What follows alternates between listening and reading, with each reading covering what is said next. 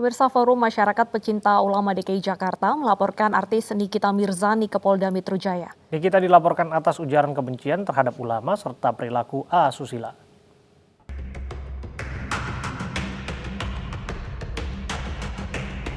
Forum Masyarakat Pecinta Ulama DKI Jakarta melaporkan artis Nikita Mirzani dengan membawa barang bukti berupa flash disk berisi video dan tangkapan layar dari akun media sosial milik Nikita. Nikita dilaporkan karena dinilai telah menghina Rizik Syihab dengan mengomentari kepulangan imam besar Front Pembela Islam tersebut di akun media sosial miliknya. Forum Masyarakat Pecinta Ulama DKI Jakarta ingin membuat laporan kepada saudari Nikita Mirzani yang telah diduga melakukan sebuah tindakan atau dugaan ujaran kebencian terhadap salah satu ulama, yakni Habib Rizik Syihab, dan yang kedua adalah laporan tentang perbuatan atau perilaku asusila atau bisa dikatakan pornografi, sebagaimana akun sosial media yang dilakukan oleh saudari Nikita Mirzani. Nah, oleh karena itu kami mohon kepada teman-teman media, kita serahkanlah proses ini pada penyidik, karena mereka. Tidak hanya terkait ujaran kebencian, FMPU juga melayangkan laporan terhadap Nikita atas tindakan asusila dari beberapa konten media sosial miliknya yang dinilai mengandung unsur pornografi. Sebelumnya di media sosial miliknya, Nikita melontarkan sebutan Habib sebagai tukang obat ketika mengomentari kepulangan Rizik Syihab yang menimbulkan kerumunan orang. Habib itu kang obat, ya, jangan diagung-agungkan. Kan banyak tuh ke Habib aja, kang obat berarti itu. Sekalinya pulang, bikin ulah. Kemacetan, sapo sedese. Komentar Nikita pun banyak dikecam oleh pendukung Rizik Syihab, bahkan mengancam menggeruduk rumah artis berusia 34 tahun itu. Namun Nikita tak gentar dan mempertahankan sikapnya. Tim Liputan iNews melaporkan. Kerumunan juga terjadi saat sejumlah orang yang mengaku pendukung Nikita Mirzani Sabtu malam. Para pendukung Nikita Mirzani dibubarkan polisi karena melanggar pemberlakuan PSBB transisi.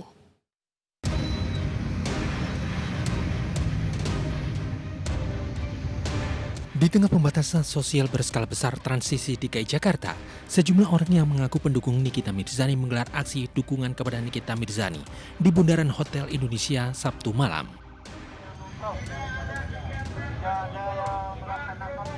Dengan membawa pengeras suara, sejumlah personel kepolisian Polsek Menteng bersama Korps Brimob Polri membubarkan aksi menyalakan lilin sebagai bentuk dukungan atas tindakan pengancaman terhadap Nikita Mirzani. Sejumlah orang yang menolak untuk dibubarkan bahkan nyaris terlibat kericuan dengan petugas. Ada izin dan lain silakan. Ada izin, FPI ada izin nggak? Jangan nanya itu masalahnya. Pokoknya sana, silakan. Kami sama punya hak. Kami sama punya hak. Tidak di sini. Silakan cari tempat lain. Kalau di mana ada kenapa Bapak diam? Sana. Tidak di sini. Ada sih. Persuasif, Pak. Enggak, saya persuasif. Kami ngasih tahu. Bapak dari tadi udah persuasif, Pak. Ini arugan ini. Kasar. Udah silakan Bapak tinggalkan. Bapak kasar. Ya, silakan. Tidak ada kegiatan di sini. Bapak melarang kami. Bukan, Bu. Silakan kembali ke kediaman masing-masing. Ya. Udah, silakan pulang. Tidak. Kendati sempat diwarnai adu mulut, namun petugas tetap tidak memperbolehkan kegiatan yang mengakibatkan kerumunan karena Jakarta masih dalam masa PSBB transisi. Sebelumnya Nikita Mirzani berseteru dengan pendukung Rizik Syihab. Pernyataan Nikita Mirzani di media sosial yang menyamakan dengan tukang obat menyinggung pendukung Rizik Syihab. Komentar Nikita menyinggung para pendukung Rizik Syihab, salah satunya Alwi bin Muhammad Alatos yang mengeluarkan ultimatum dan mengancam akan melaporkan Nikita Mirzani ke polisi. Di waktu yang sama, pelanggaran protokol kesehatan pada pemberlakuan PSBB transisi di DKI Jakarta juga terjadi. Pada Sabtu malam, kerumunan juga terjadi pada acara Maulid Nabi di kediaman Rizik Syihab. Selain menggelar Maulid Nabi, Rizik Syihab juga menggelar pernikahan anaknya. Atas kerumunan ini, Rizik Syihab didenda Pemprov DKI Jakarta sebesar 50 juta rupiah. Dari Jakarta, Tim Liputan iNews melaporkan. Bareskrim Polri menangkap seorang pembuat jamu ilegal yang berbahaya jika dikonsumsi. Pelaku yang berlatar belakang pendidikan asisten apoteker ditangkap di Klaten, Jawa Tengah.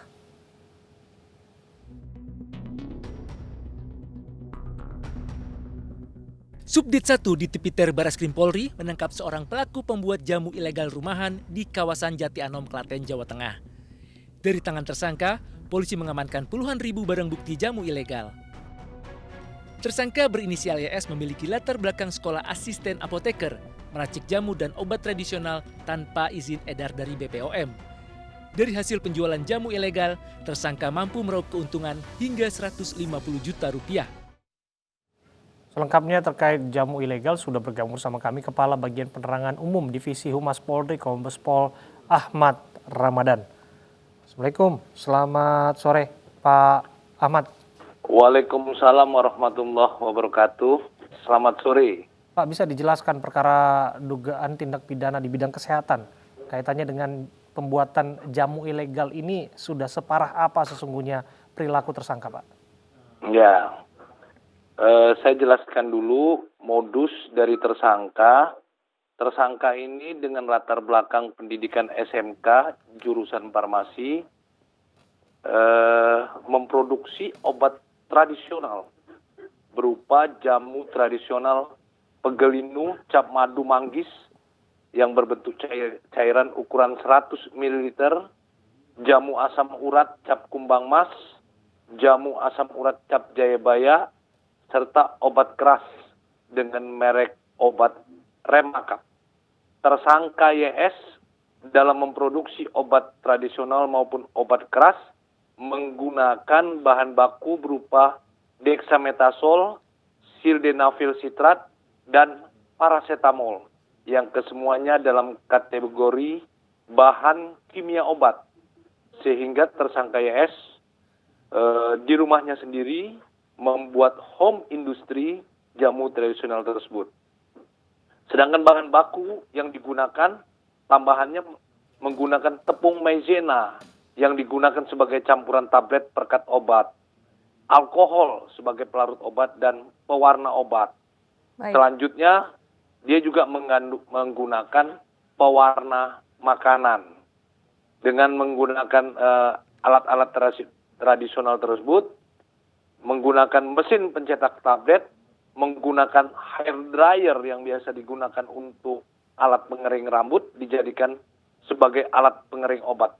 Dan juga menggunakan obat dengan oven yang mestinya oven untuk pengering kue. Baik. Digunakan untuk mengeringkan tablet. Pak Ahmad, sebentar. Sudah berapa korban dari kejadian ini dan apa efek sampingnya ke korban sehingga ini berbahaya? Ya, jadi sementara ini kami masih menerima beberapa laporan-laporan siapa yang korban.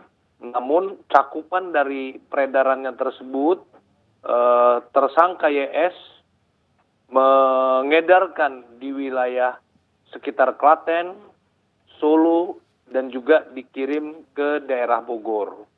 Sedangkan pengirimannya dia menggunakan kurir dengan cara menitipkan ke bus antar kota.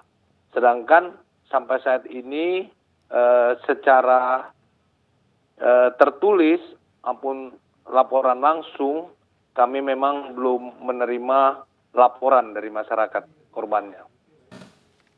Baik. Terima kasih Kombes Pol Ahmad Ramadan sudah bergabung bersama kami di News Sore. Selamat bertugas kembali.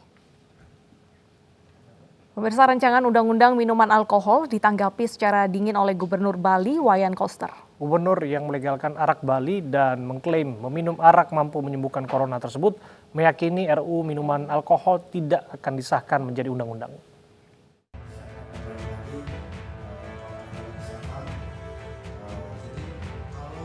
Pernyataan ini disampaikan Wayan Koster usai menerima kunjungan Menteri Koperasi Teten Mas Duki di kantor Gubernur Bali.